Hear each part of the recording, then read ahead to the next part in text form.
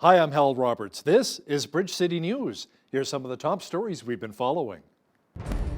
We have reaction from Lethbridge City Council voting to extend the city's face covering bylaw until the end of April. The federal government says those battling mental illness will qualify for medical assistance in dying, but not for another couple of years.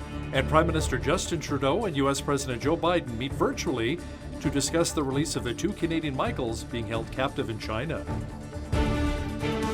Your nation, your province, your southern Alberta. From the heart of Lethbridge, it's Bridge City News with Hal Roberts. Thanks so much for joining us. Lethbridge City Council voted in favor of extending the city's mandatory face covering bylaw until April 30th. The vote was 6-3 in council on Tuesday night. It was a hotly contested debate, with councillors arguing about if the mask bylaw is needed since the Alberta mandate came into effect on December 8th of last year. Mayor Chris Spearman voted in favor of the bylaw extension, while Councillor Ryan Parker voted against it. But I do support the council's resolution, and I made my reasons plain before the actual vote.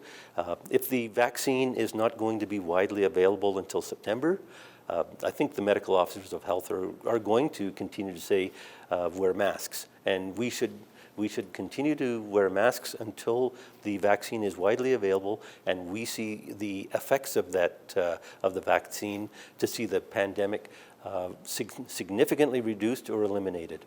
I just think it causes great confusion if suddenly the province, for example, maybe at the end of June, removes the masking order, but we still have a bylaw in place.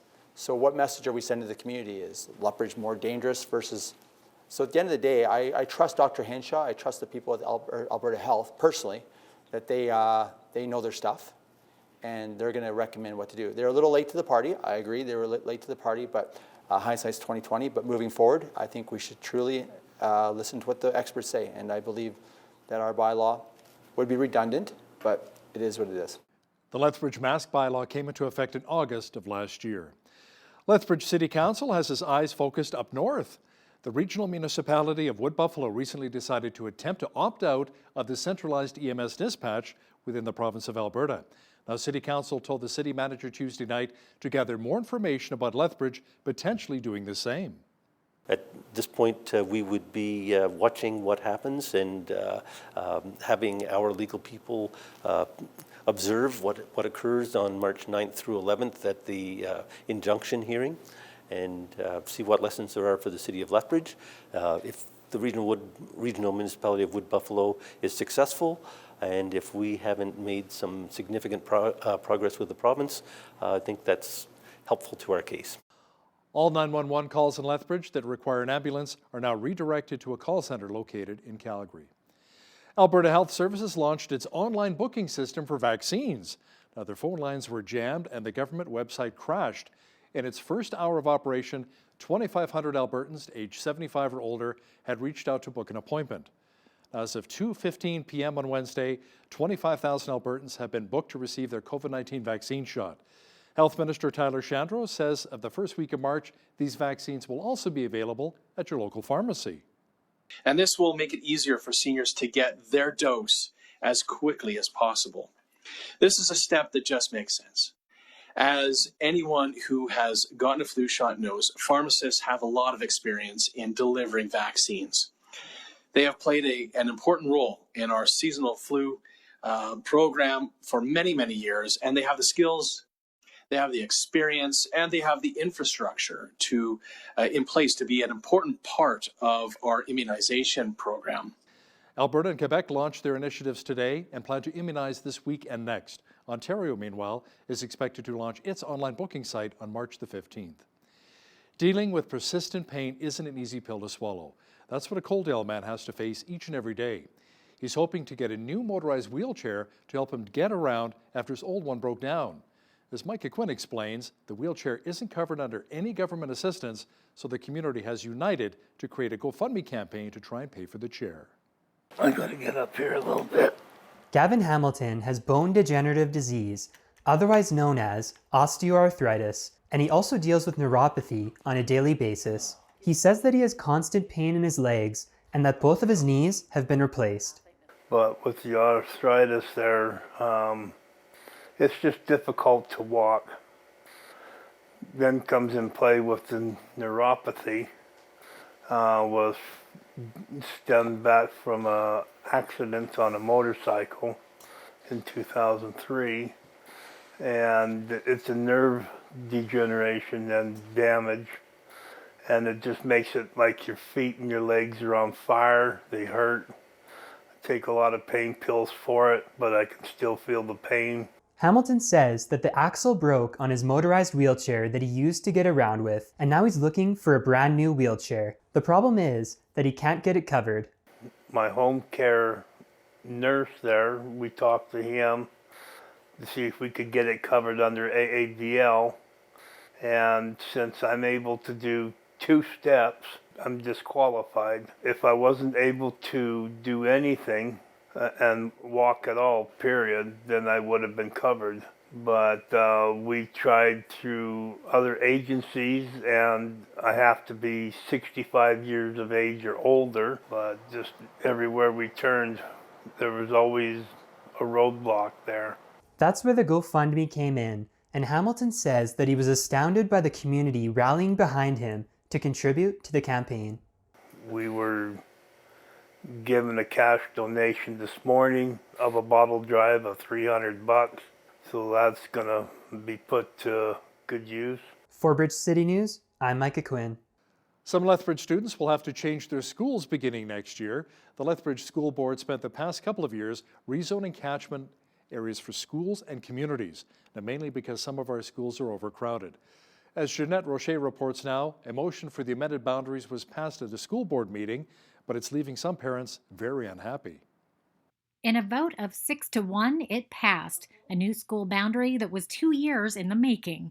But it left parents, particularly in the crossings area of Lethbridge's west side, feeling a bit slighted because of some last-minute changes that happened last week. In the latest version that came out on Friday afternoon, it showed that we were now zoned for Nicholas Sharon School, and there was no mention of that change anywhere in the process.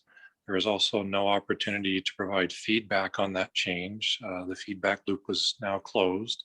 Crossings families with children attending Coalbanks Elementary were originally told they'd be moved to Mike Mountain Horse, but then a last-minute change had them slotted for Nicholas Sharon. We were frustrated because we did take steps because she was upset at first to find out she was going to have to leave Coalbanks because she loves it here. So we took the steps to introduce her to the Mike Mountain Horse School. We took her to the playground. We went on the website so she could see the staff and that kind of thing to get her used to Mike Mountain Horse. So she was excited. So then when we had to tell her, you might be going to Nicholas Sharon, she wasn't pleased about that. So, but I mean, they're kids and they'll adjust. It just seems like this whole thing could have been avoided with a little more foresight. There's a perception out there that we haven't had the foresight, but in fact, we haven't received funding from the province. And so that's quite frustrating because we're not in the business of moving kids around. We don't want to pull neighborhoods out of their neighborhood school. We want schools to be thriving places and kids to find community and be rooted, and parents as well. And so if we do receive, hopefully fingers crossed, finally, a second elementary school for the west side, it's still 4 years down the road. So we still need to deal with those capacity issues because we don't want overcrowding in our classrooms, right? We don't want overcrowding in our gyms and our learning commons. And those are the spaces that we feel that pressure. The new boundary changes will go into effect this fall. For Bridge City News, I'm Jeanette Rocher. Students in Lethbridge are wearing pink shirts to raise awareness against bullying. Now, Pink Shirt Day is recognized annually across Canada, and we spoke with an 8-year-old about how a little kindness can go a long way. Pink Shirt Day is about stopping bullying and being kind. You could open a door for somebody who needs help, or you can do other stuff that's kind. You can also help somebody if they're in trouble and being bullied. What would you say to people who are bullying other people right now? please stop. And if they don't, I would tell them, how do you feel if you got bullied too? Hopefully you had a chance to put on some pink for Pink Shirt Day. The province announced that parents who receive childcare will be getting some much-needed financial help. A one-time payment of $561 will be sent out through the new Working Parents Benefit. The initiative will see $108 million go out to families that use childcare, including daycares, day homes, out-of-school care, or preschool from April to December of last year. Families will be eligible if they have a household annual income of $100,000 or less and paid for a minimum of 3 months of childcare. Public consultations for a new coal policy in our province will begin on March the 29th. Alberta's Energy Minister Sonia Savage says the new coal policy will be an updated version of the 1976 Lougheed policy, which was rescinded and then reinstated. Lethbridge East MLA Nathan Newdorf shared his thoughts on the process. We want this to be about people that live downstream, people that live upstream, people that live on farms, people that live in cities. This really impacts all Albertans, and they should feel that they have the opportunity to share their thoughts.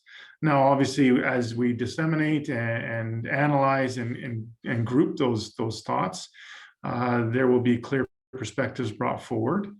But this is a chance for us as government to listen to the people of Alberta, and that's what we really want to do with this and take that initiative and step forward. The last time a process like this was undertaken to this degree was in the early 1970s, so 50 years ago.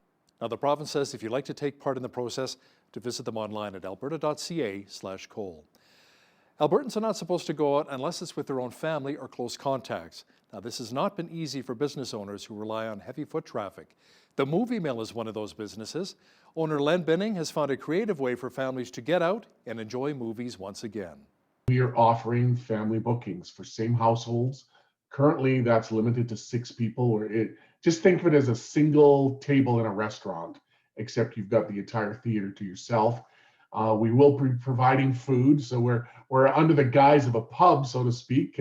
You'll get your any size pop and popcorn included in the price, and that includes a licensed film. We've got about 4 really good family-friendly ones to choose from, and certain approved licensed Blu-rays may be shown as well.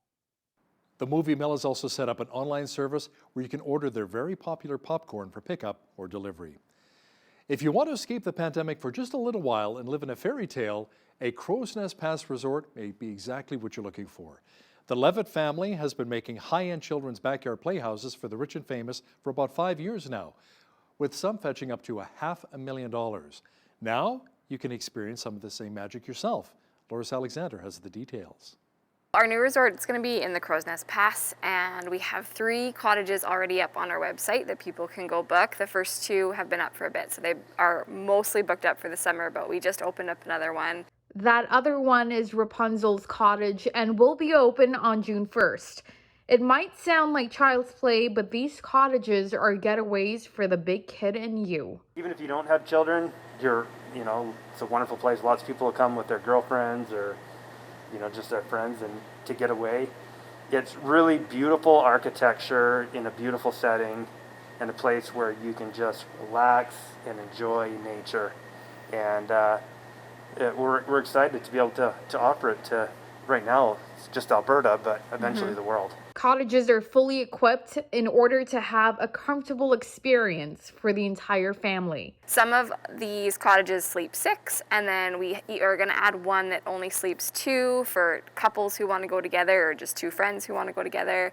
And they really give the experience of being in a playhouse, but something that the whole family can fit in and enjoy comfortably still. We've had a lot of Southern Albertans, and Albertans actually express their excitement over this resort coming, and so we feel the weight of those expectations. We're taking them really seriously, and we have a lot of work to do to show everybody that this resort's going to be what they're hoping for. For Bridge City News, I'm Loris Alexander.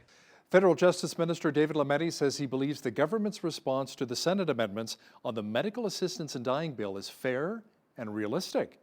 The Trudeau Liberals have agreed that Canadians suffering solely from mental illness should be entitled to receive medical assistance in dying, but not for another 2 years. I have always said from the beginning that this is a complex issue that we have what we believe would be best dealt with in the next step with the appropriate levels of study, and that hasn't changed. What has changed is we're working with the Senate. We're working with the Senate as an institution that, as a government, we have reinvigorated, and we're working with them in good faith. They have come back with an amendment and a fear with respect to mental illness that we now have to respond to in a very real way. We are doing that. We have taken the proposed Senate amendment in the spirit in which it was given, and we're trying to work with it. The province of BC is about to expand its pool of immunizers to include dentists, midwives, and paramedics before 172 sites open up to offer a COVID-19 vaccine for everyone 18 or over. Provincial Health Officer Dr. Bonnie Henry says mass clinics are needed while more in-depth testing is done on the new variants of the virus. We continue to ready our province for these widespread mass vaccination, these mass immunization clinics that we are doing a lot of work to get ready. They will begin in the next few weeks and for people based on age as we're starting this. We are moving forward and doing a lot of work behind the scenes to make sure that the systems in our health authorities across the province, we have the tools and the resources to take on this incredible and significant task. Crime is down in a big way in Regina last year, and police say COVID-19 could have been a factor. According to latest stats, crime in the Saskatchewan city was down 27% compared to 2019 and was the lowest level since 2014. Police say public health restrictions affected how people behaved. Property crime offenses against people, vehicle thefts, and meth possession were all down in 2020 compared to the previous year. We now have an update here on the car crash involving golfing legend Tiger Woods. Health officials say he's recovering in hospital following leg surgery. Woods was involved in a single vehicle rollover just outside of Los Angeles yesterday morning. Police say he crashed his SUV into a median, rolled the vehicle, and was lucky to survive. I asked him what his name was. He told me his name was Tiger, and at that moment I immediately recognized him. I asked him if he knew where he was, what time of day, just to make sure he was oriented. He seemed as though he was lucid and calm. As mentioned by the sheriff, that specific stretch of roadway is one of our trouble spots. Our locals in Rancho Palos Verdes and Rolling Hills Estates know that it's a hot spot for traffic collisions as well as speed. I will say that it's very fortunate that Mr. Woods was able to come out of this alive. U.S. President Joe Biden says his country will work with Canada to secure the release of Michael Spavor and Michael Kovrig in China. He says human beings are not bartering chips. Prime Minister Justin Trudeau says Canada and the United States are extraordinary friends and their job is to keep people safe during the pandemic. Our support for the release of the detained in China, 2 Canadians, Michael Spavor and Michael Kovrig. Human beings are not bartering chips. You know, we're going to work together until we get their safe return. Canada and the United States will stand together against abuse of universal rights and democratic freedoms. We're going to strengthen our shared commitment to providing safe haven for refugees and asylum seekers, and so much more. The President and I discussed collaboration to beat COVID-19, from keeping key supplies moving and supporting science and research to joint efforts through international institutions. We're standing united in this fight. We're facing tough times, there's no doubt, but we're not facing them alone. Samaritan's Purse has airlifted around 1,800 cases of ready-to-use food supplies to help feed suffering children in northern Ethiopia. Hundreds of thousands of families have fled their homes due to violent conflict in the Tigray region. Now, as we hear in this next report, the Christian organization is working with local churches and community leaders to distribute the food as quickly as possible. The Samaritan's Purse DC-8 cargo plane just landed in the Tigray region of Ethiopia. It's brought 30 metric tons of nutritional supplemental food for children. There's enough in the airplane to feed 18,000 children for 30 days. Due to tensions in the area, there's a dire situation where many people have been cut off from food for the last few months. Thousands of children are on the brink of acute malnutrition. Samaritan's Purse disaster response aims to save lives, reduce suffering, and share the hope of Jesus Christ. We'll be able to distribute thousands of food baskets to families, and we'll be able to get the supplemental nutrition items to children. Please continue to pray for the hurting people here. They need not only these food supplies, they need peace. We're praying that God would come in, continue to be working in huge ways here in Tigray. Helping out those in need, that's really what it's all about, isn't it? Lots of blue sky today, but slightly cooler. More clouds are on the way, along with a chance of flurries for southwestern Alberta. Full weather details are coming up. It was great to see the blue sky again today, but sadly, it won't last. A low-pressure system is returning, bringing more clouds and even a slight chance of flurries. Jeanette Roche is here now with all of the weather details. Jeanette, the snowfall expected this weekend really shouldn't last that long, right? No, not at all. It should clear up by Sunday, but do expect some high winds over the next couple of days, including this evening, wind gusts up to 70 kilometers per hour into tomorrow. 80 kilometer per hour winds as well. On Thursday, high of 4 degrees, into Friday, 5 degrees with a mix of sun and cloud. Now those flurries could be starting Friday night, 60% chance of flurries overnight on Friday into Saturday, with also a 60% chance of snow. -4 is what the temperature is going to dip down to on Saturday, and then it's going to rise again on Sunday up to 8 degrees with lots of sunshine. That's when the snowfall will end. As we get into Monday and Tuesday, we're looking at 8 degrees and a 7 with a mix of sun and cloud. So we do have that dip in temperature there on the weekend, but it should get back up to normal and even above average ranges for this time of year. Average highs this time of year should be 3, average lows -9. 19 was the high temperature on this day back in 1983 and in 1940. We had our chilliest one on record, which was -32. 7:24 is when the sun rose this morning, and our sunset this evening right into that 6 o'clock hour now at 6:05 p.m. So taking a look at the rest of the country, the highs for tomorrow over on the west coast, starting with Victoria. Wet conditions there, high of 9 degrees, 80 kilometer per hour winds in the Juan de Fuca Strait. 8 degrees also in Vancouver with wet conditions, also wet, snowy up in the higher terrains there. Edmonton, high of 5 degrees and 2 degrees in Calgary. Calgary also expecting a bit of wind tomorrow, up to 60 kilometers per hour and gusting to 40 at times as well. Windy across the prairies tomorrow. Saskatoon could experience some 50 kilometer per hour winds at high of 2 degrees. Same thing for Regina and Winnipeg as well, 50k winds with a high of 1 degree. As we look over into the central portion of the country, Toronto, mix of sun and cloud, high of 2 degrees. Windy there as well, up to 70 kilometers per hour. -3 in Ottawa, chance of flurries there, -4 expected in Montreal tomorrow. Windy conditions as well with some 50 kilometer per hour winds. Now over in Fredericton and Halifax, we're looking at conditions of wet and rain. So we're looking at wet, sloppy snow, basically. Rain mixed with snow, high of 0 in Fredericton, 5 degrees in Halifax. Charlottetown's going to get a lot of snow, up to 5 to 10 centimeters tomorrow with a high of 1 degree. 2 degrees in St. John's with a chance of snow, 2 centimeters of the white stuff there. So there you have it. That is your forecast. Alberta Premier Jason Kenney says the recent bump in energy prices will help our province's bottom line this fiscal year. The budget deficit was on track to exceed $21 billion by the end of March, but Kenney says that'll be closer now to $14 billion. Finance Minister Travis Taves is to table the proposed budget for the coming fiscal year, which begins in April. The budget is expected to include another large deficit, but Kenney says it does not make sense to hike taxes or make deep spending cuts while dealing with a pandemic. Bank of Canada Governor Tiff Macklem says the central bank is seeing signs that more and more people are purchasing homes as they believe prices may be going up.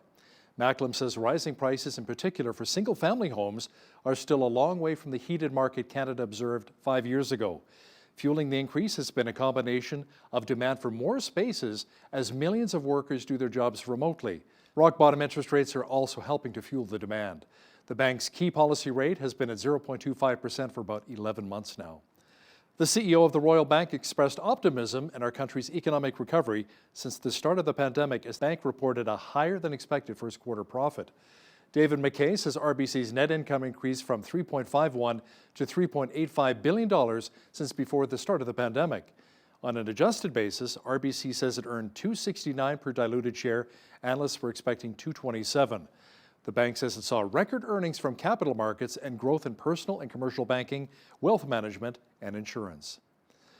Highliner Foods says it earned a fourth quarter profit of $7.4 million compared with a $3 million loss a year earlier. The frozen seafood company says sales for the quarter, however, fell 12% to $198.4 million.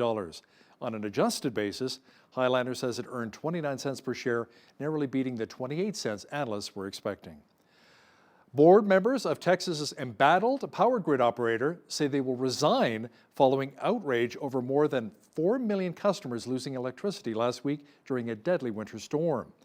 Many families' frigid homes lacked heat for days in sub-zero temperatures.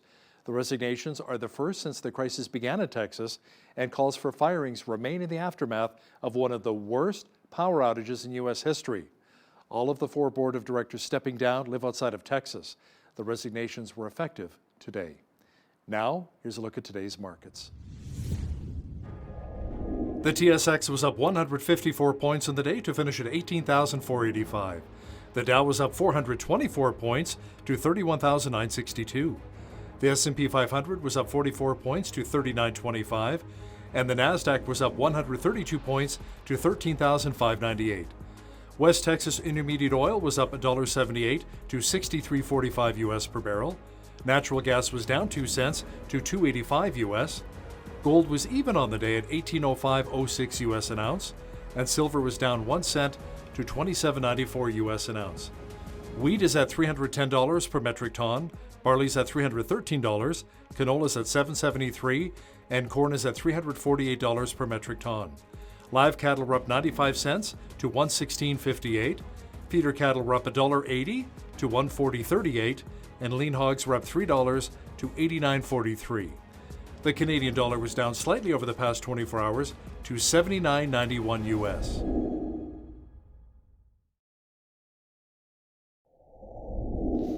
Recapping one of our top stories this hour, Lethbridge City Council voted in favor of extending the Lethbridge mandatory face covering bylaw until April 30th. The vote was 6-3 in Council on Tuesday night. It was a hotly contested night, with councillors arguing about if the mask bylaw is needed since the Alberta mandate came into effect on December 8th of last year. When it comes to wait times for surgeries in Canada, how well do you think we stack up compared to other countries? The answer may surprise you. Bacchus Barua, Associate Director of Health Policy Studies at the Fraser Institute, will have details for us next. A new study has found the wait times when it comes to our healthcare industry reached 22.6 weeks last year in 2020. That is the longest ever recorded and 143% higher than the 9.3 weeks Canadians waited back in 1993 when wait times were originally tracked. Joining me now to talk about this is Bacchus Barua, the Associate Director of Health Policy Studies with the Fraser Institute in Vancouver, and one of the co-authors of the study, which you can read by visiting the Fraser Institute's website. Bacchus, welcome back to Bridge City News. Thank you so much for having me on. You bet. Now, first of all, I think people might argue that the longer wait times in 2020 were simply because of COVID and the crisis going on right now. Is that the case, or is there evidence to suggest otherwise? You know, I think it's important to say up front that our healthcare workers are just doing a fantastic job, and they deserve all of our support and all of our gratefulness and appreciation for the terrific hardships that they've faced. 2020 was, of course, a very difficult year for a number of different reasons. And one of them shows in our survey, and that's that Canadians across the country were waiting longer than we've ever recorded in our survey. As you mentioned, the average wait time that we saw between getting a referral to getting treatment was 22.6 weeks. Now, absolutely, COVID will have likely had an impact on those wait times. But one of the things that we can do is we can actually just look at what wait times were the year before. So when we look at wait times in 2019, we actually find that the wait time even then was at about 21 weeks. So I think what the survey is telling us is that COVID has likely exacerbated the wait time situation. But unfortunately, wait times have been a historical issue in Canada and seem to persist and only get worse because of the current pandemic. Now, Bacchus, can you explain exactly how you measure the wait times? You know, we've been doing this study for almost 30 years now. And the way that we do it is we try and contact every single doctor who is part of the Canadian Medical Association. This year, we're looking at about more than 10,000 doctors who we tried to contact. We have responses from about 1,200 doctors, which is lower than usual, lower than other years. It's about 11%, but because we're surveying the population of physicians, that's still a very large number. In Alberta, it's almost 200 doctors who responded to our survey. So these are, real experiences from real doctors. We're looking at 12 different specialties. These were specialties that were decided in conjunction on the advice of the British Columbia Medical Association in the early 1990s. It's, like I said, a very old survey. And fortunately in Alberta, we do seem to have responses from about 200 physicians in those 12 specialties. So how bad are things really? What are doctors telling us? To what degree are patients having to wait for treatment after seeing a specialist? Well, as you mentioned, we're actually looking at two different portions of the wait time. The first wait that patients face is between getting a referral to seeing the specialist, and that's at about 10 weeks. And then there's a further wait from seeing a specialist to actually receiving treatment, which is at about 12 weeks. Most governments have usually tended to focus on that second wait time, and although there have been some very good improvements about tracking that first wait as well. But when we're looking exclusively at that second wait, when essentially a physician and a patient have decided that treatment is required, we're seeing that physicians are reporting that their patients are waiting about 4 weeks longer than what they consider to be clinically reasonable. And that number is even longer when we look at Alberta, where it jumps up to almost 6 weeks longer than what is clinically reasonable. Never mind what is actually comfortable and desired by the patient themselves. So Bacchus, big picture right now, are wait times actually improving in Canada, or are we getting progressively worse? Unfortunately, it's bad news. As I mentioned, we've been tracking this for 30 years. When we started the survey, the wait time was only 9.3 weeks. And even at that time, that caused a huge stir. But unfortunately, over time, we're seeing wait times go up and up every single year. And this year, it's 22.6 weeks. As you mentioned, COVID has likely impacted that wait time, but this is a long historic issue that we've struggled to grapple with. And unfortunately, we don't look like we're winning that fight right now. But aren't we spending more tax dollars than ever before in healthcare? And if that's the case, why on earth are wait times getting so much longer? We saw massive increases in healthcare spending, particularly between 2000 and 2010. We've seen, some dips in that spending, never decreases, but the slowing of the rate of growth in the middle of the 2010s to 2015-16. And again, we're starting to see a little bit of an uptick back in the spending. Unfortunately, the answer is, I don't know. We're not seeing that money translate into shorter wait times, despite there being several programs that actually target those funds into tackling wait times. What we're seeing consistently is that regardless of what's being spent, wait times have increased over time. The one thing that we haven't really tried, or that very few provinces have tried, is actually looking at differences in policy. Now, some of that is restricted with regards to what provinces can do within the confines of the Canada Health Act, but there are a number of things that provinces could potentially try. But unfortunately, we live in a bit of a risk-averse environment when it comes to policy, where essentially a lot of politicians try to not touch healthcare lest they get a lot of backlash, which is very unfortunate because essentially it means we're going to be stuck with the problems that we've seen historically.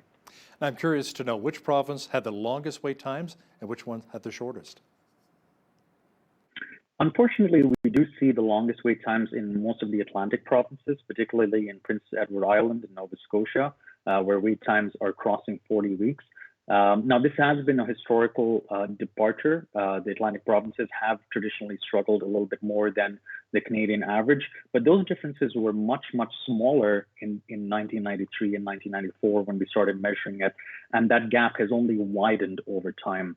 Unfortunately, in our study, we can't actually pinpoint and identify why those differences occur, but this is precisely why we do the studies, to say, hey, there are differences amongst these provinces. Have a look. Let's try and understand what's actually going on in these different provinces. So what can we do, or maybe the government do, to try and improve those wait times?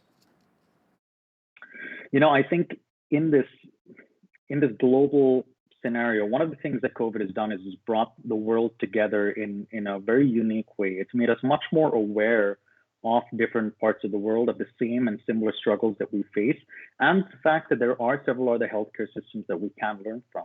I think one of the things that is, important for Canadians to know is that we aren't alone or unique in our desire to have a universal healthcare system. There are at least 28 other countries with universal healthcare around the world. These are countries like Switzerland, Germany, the Netherlands, Sweden, France, Australia. They all share the same goal, but they have far more resources than we do. They have much shorter wait times. Canada, in fact, is ranked, somewhere close to the bottom when it comes to physicians, close to the bottom when it comes to beds, and certainly last when it comes to our healthcare wait times. We do well on certain other things, but these are clearly areas where we're falling behind. I think it would be a really good first step to say, what are the things that these other countries do differently? What can we learn from them? And what can we actually use in a Canadian context?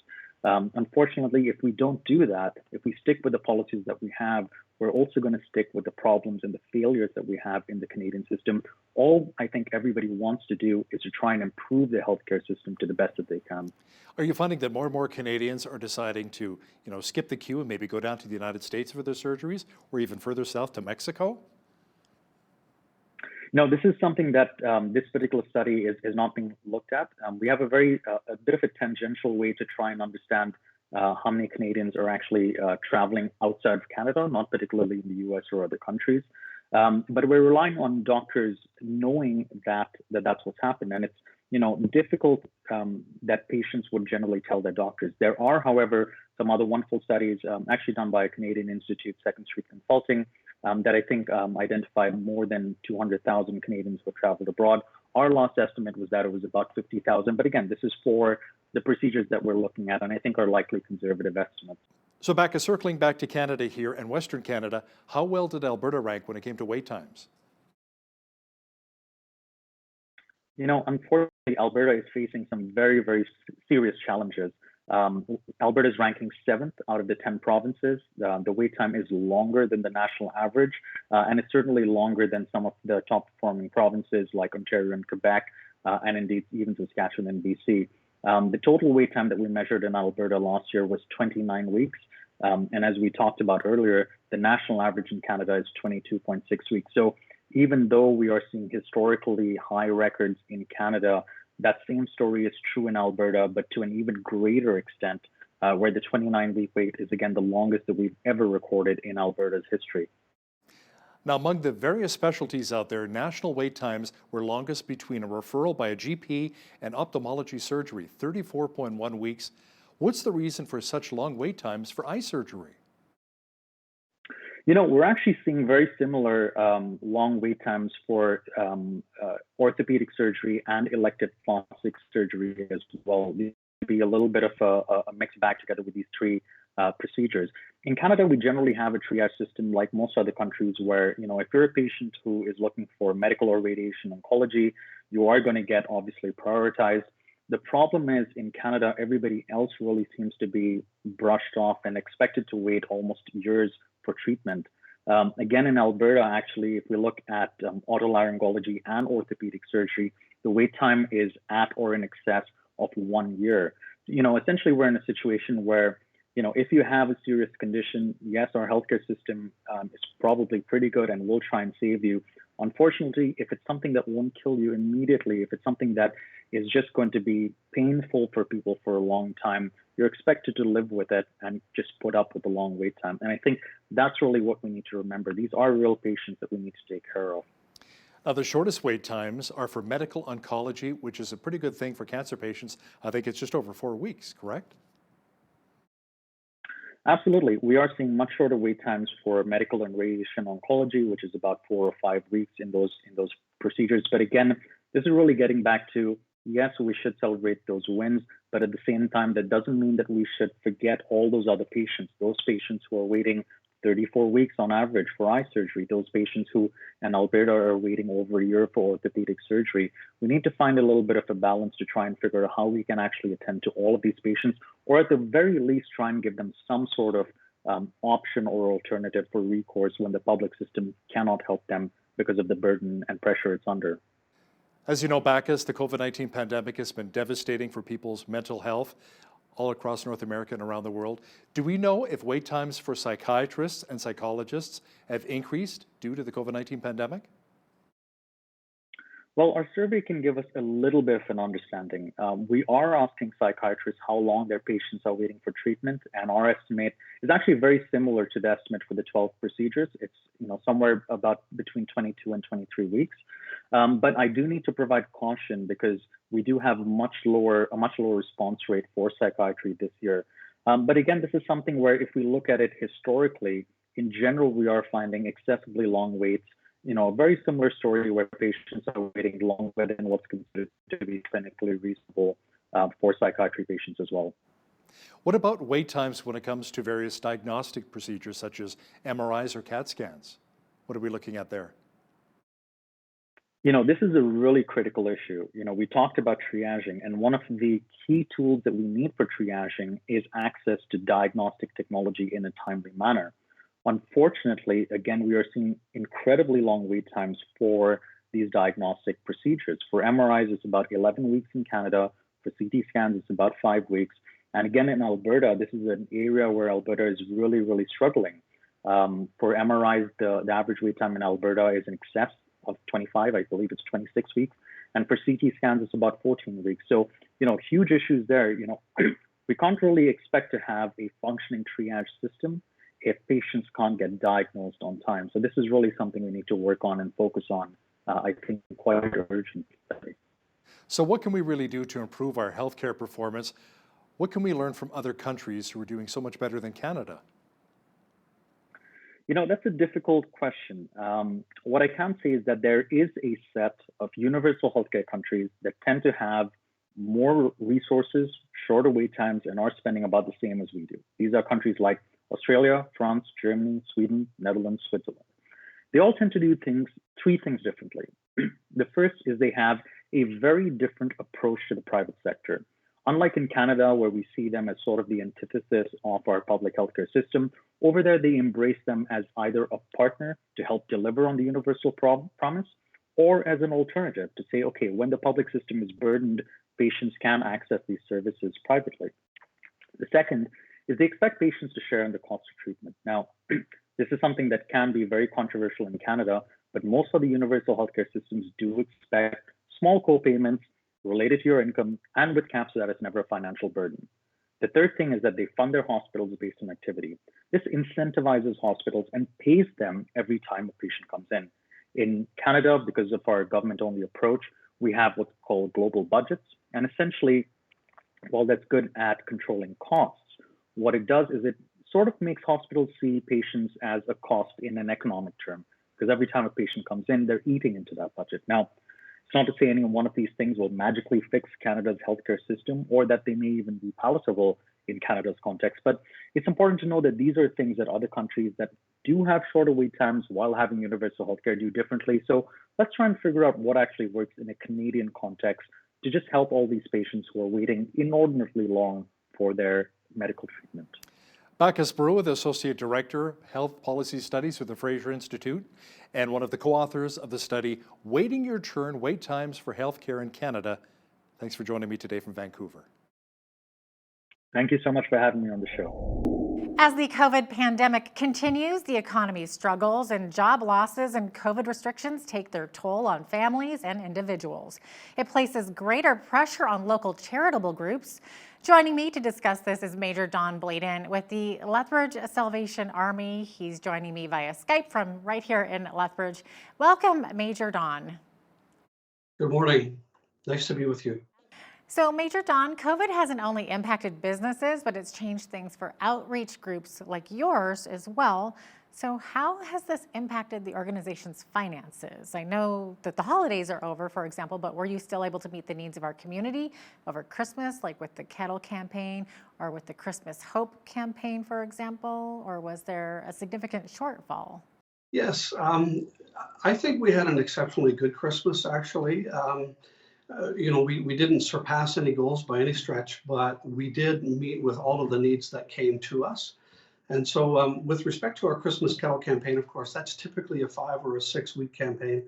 We hope collectively with respect to our mail out, as well as, those that stand in the stores and collect money from people, passerbys.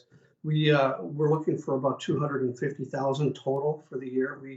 got around 200, maybe slightly over 200. So we fell a little bit short in that regard. Um, yeah, you just have to deal with these things as they come, and charities, not-for-profits, we're no exception to this COVID pandemic, and it's been a struggle for a lot of us. But we have an amazing community, we have amazing leadership, we have a amazing philanthropy, and I can't thank the community enough for helping us to help others. Now, I know recently they enabled electronic donations with the Christmas Kettle campaign. Did you think that helped at all a little bit? To be honest, it wasn't terribly well received. It was spoken of quite highly, and I think people really liked the idea. But no, we didn't really glean a whole lot of donation from that platform. I think we'll continue to use it because I do think it is the way of the future. But it just might take us a while to get to where we need to be. Right. I think it'll probably one of those things that'll catch on in the future more. Hope so. Yeah. And then what about Christmas Hope campaign? What was your involvement in that? It was a collaborative effort, right? Yes, that's been going on for a few years, and so we start off with kicking off at City Hall, and the mayor lights the Christmas tree, and we sort of collectively talk about what our goals and ambitions are for the year. The Salvation Army is a part of this endeavor as it relates to the distribution of toys. And so, we let the food banks handle the food element, and we collaborate on the toy element. And we do our very best to be as generous as what we possibly can be. And this year was no exception. We had to change our delivery model up a little bit because of COVID, but we've got a lot of really good feedback, and there were a lot of happy people. And I think all things considered, although we couldn't have a lot of personal contact with people, which is what we prefer, we nonetheless had a lot of success. So we'll see what the future holds in that regard. I can't see us being in any way getting used to being so distant from people in our ministry delivery. I really think it needs to get back to some semblance of warm embrace and so forth. But by and large, it went well. I don't know if your scope of ministry covers over it, but there are folks that don't have roofs over their heads, and they still have those financial struggles, and some people have lost jobs or are working fewer hours these days. So what are the needs, and how are you able to offer assistance to them, or are you able to? Yeah, we have opened up our community and family services building, or at least a portion of it, until construction begins, to provide for a drop-in type scenario where we have a number of different sort of household articles, food items, even some clothing items for people to sort of take a look at. And if there's a need in any of those areas, of course, we try to meet that need. We're serving a lot of new arrivals to Canada, a lot of immigrant families, and those people that are trying to establish. And I'm finding that our numbers are increasing by the week, actually. So each and every day when I talk to the lady who does the intake for us, she says, oh yeah, we've had 22 or 24 or 25 or 26 people today, and the vast majority of them again are newcomers to Canada. So we see there's a real opportunity and a real niche there to be able to sort of enter in and help as much as what's possible. And again, going back to that merging of our thrift store community and family services, we're entering into an initiative called Pathway of Hope. And that Pathway of Hope initiative is really meant to begin to work very specifically and acutely with people who have very unique needs that we could not only give them a handout, but essentially a hand up. And that's really the goal of our ministry, is to walk alongside of people and to really get to know them, to get to understand what their needs are, and to really see them move out of whatever semblance or whatever level of poverty they might find themselves in.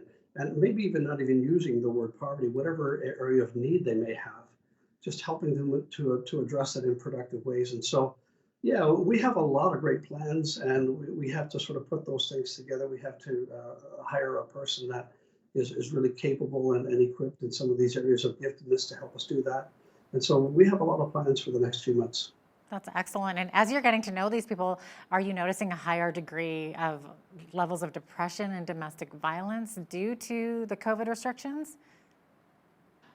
I have not really experienced that personally myself, although I do read the headlines, and I do, again, speak to people who are invested in those areas of interest. And yeah, there seems to be a lot of stress out there. There seems to be a lot of juggling going on between, different households and their needs. And of course, not having children in school or in school and then out of school, and all of the issues that go with, trying to work, trying to earn an income, trying to pay the bills, trying to look after your children while doing all of that. I could just imagine that is causing a lot of stress. And again, we're here to help as much as what we possibly can. So our goal is to alleviate some of those stresses in so much as it's possible.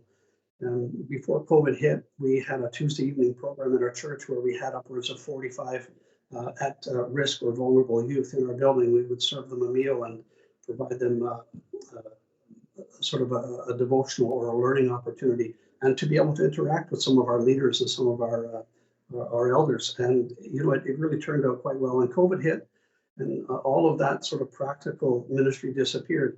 So we thought to ourselves, we have to continue to try to meet. And so what we've done is we've delivered meals to their homes. We've delivered devotions to their homes on a couple of occasions, and we plan to do that again real soon. And so, there's this ongoing sort of adjustment to continue to care for the needs of these incredibly vulnerable people. And in our case, what was already established really enables us to do that and to do it well. We're also doing another program here shortly. It's going to be a one-day virtual event that my wife is leading with a team of really great leaders, and it's called Brave, and that's a full day where vulnerable young girls, from 12 to 18 to 20 years old, are going to come together virtually, and we're going to deliver some gifts or some swag bags, as my wife would call them, to their home, and invite these girls to be a part of this Brave event where they can not only get to know each other a little better, but be given some tools to help them understand their worth and their value, and some of the risks that are present for them in today's world. And so, I can't say enough about how difficult it is to deliver ministry, but yet how ingenious we are when we get together and we put our minds and our resources together to help people in need. And so we continue to do that day to day, and we're just always looking for new initiatives and new ways to do that well. Oh, that's absolutely wonderful to hear. Well, before we wrap up here, I have to, of course, address this. Major Don, you're no stranger to tough times yourself. So right in the middle of this pandemic, this past summer, your house burnt down, and that must have been devastating. How did you cope with that, and what's happening now? Yeah, as you sort of introduced this topic, I felt my body sort of, adjust to the stress that I'm feeling inside. And so I don't really know how to put it all together in exact words to really get, it across to people, how we're doing. But let me just focus maybe on the good. God has provided for us in some incredible ways. There are people who have stepped up and have come alongside in very tangible ways, both from the Christian community, the non-Christian community, the faith community at large, and people all the way down in the United States have reached out to us and said, hey, we know somebody who knows you and we've heard what's happening. Yeah, so I can't say enough about how community responds to true need. And I think people are pretty discerning in that regard. They know when people are going through tough times. Now, I don't just hand this over to, human ingenuity. I give the glory to God, because God has his hand in all of this. I will never leave you or forsake you, he says, right? And so that has to be true in both the good and the bad times. And so when something as devastating as this house fire happens to anybody, let alone us, my first go-to is God, is the Lord. Lord, what are you trying to show me in this? And I've been doing a lot of reading on folk who have gone before me in the Christian faith, who have endured some incredibly difficult times, only, to look back on their story and say, it's absolutely incredible how God has used these things to bring us closer to him. And so just when we think, right, that he's, far away or distant or not even remotely close, he sort of taps us on the shoulder and says, I've been here all along. So I'm just so incredibly thankful, without using a lot of scripture, without getting all preachy or pastoral. All I can say is God's been amazing. God's people have been amazing. Everybody we're working with in this regard, even though there's an incredible amount of stress and anxiety and emotion involved. Yeah, I still wake up each morning with a smile on my face because I have my life. I have my wife, and I have my beautiful dog who just happened to be with us in the office the day of the fire. So I don't think there's anybody on planet Earth who can convince me there is no God. That's Not true. amazing. So many people in that situation might even blame him and say, like, God, why did you do this? But it's interesting to see your reaction to that. And I just absolutely love that. And thanks so much for all that you do, Major Don. Don Bladen is the major for the Lethbridge Salvation Army. And we're so happy that you were able to join us today. Thank you so much for giving me the time. Bless you. Thank you. I'm Jeanette Roche on behalf of all of us here at Bridge City News. Thanks for watching.